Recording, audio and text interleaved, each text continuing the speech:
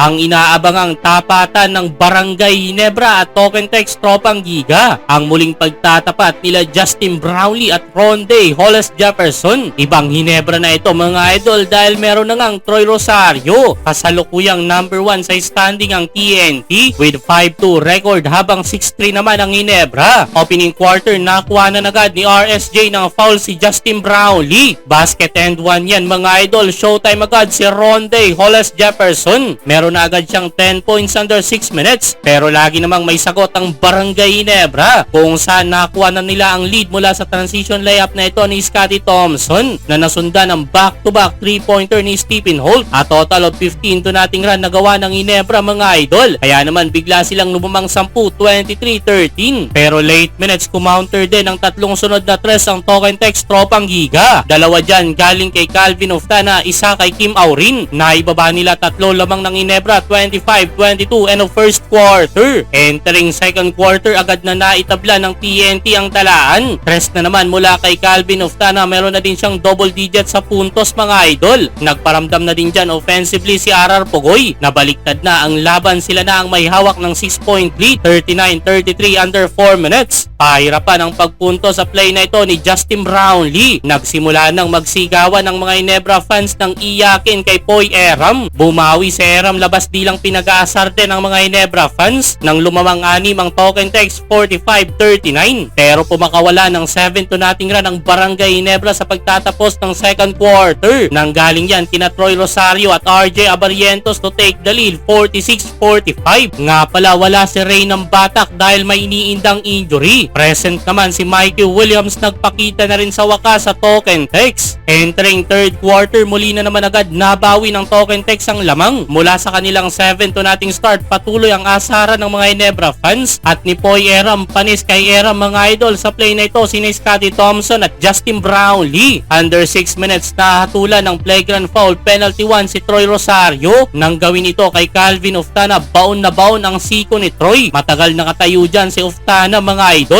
Lamang apat ang Tokentex 68-64 end of third quarter. Entering fourth quarter, mainit ang naging sagutan ng basket nila Troy Rosario at Calvin Oftana. Sa tuwing dumidikit ang Ginebra, umaabante naman ang TNT. Jason Castro 5 straight points, 77-70 under 7 minutes. Frustrated na si Coach Tim Cone, pumasok na sa loob ng court. Nagpatuloy ang momentum ng Tokentex Tropang Giga. Another 3-pointer mula kay Calvin Oftana. Pang-anim niya na yan mga idol, na magana dyan 10 kanilang lead 85-75. Na-maintain nila kanilang lead sa uli, panalo ang Tokentex mga idol.